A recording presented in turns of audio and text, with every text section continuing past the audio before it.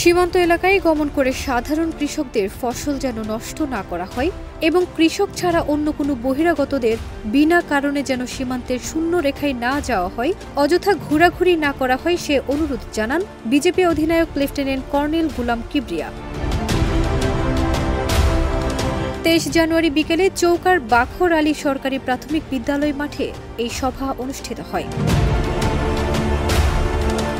সে অনুষ্ঠানে বিজেপি অধিনায়ক বলেন, বিজেপি সীমান্তের নিরাপত্তা ও জনগণের আস্থা রক্ষা করবে। সীমান্তের শূন্য লাইনে না যাওয়ার পরামর্শ দিয়ে তিনি বলেন, অবৈধ অনুপ্রবেশ বন্ধ করতে হবে। কৃষক ছাড়া অন্য কোনো বহিরাগত বিনা কারণে যেন সীমান্তের শূন্য রেখায় না যায়, অযথা ঘোরাঘুরি না করেন। এ সময় সীমান্ত এলাকায় গবাদি পশু না চড়ানোর পরামর্শ প্রদান করেন তিনি। এছাড়া তিনি মাদক ও চোরা কারবারিদের সম্পর্কে তথ্য দিয়ে বিজেপিকে সাহায্য করতে স্থানীয়দের প্রতি আহ্বান জানান।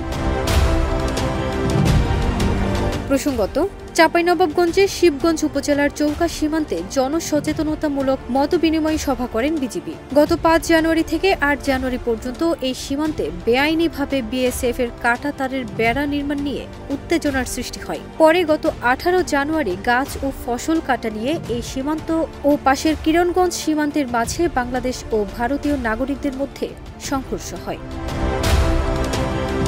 ফারজানা নিকিতা, দেশ রূপান্তর।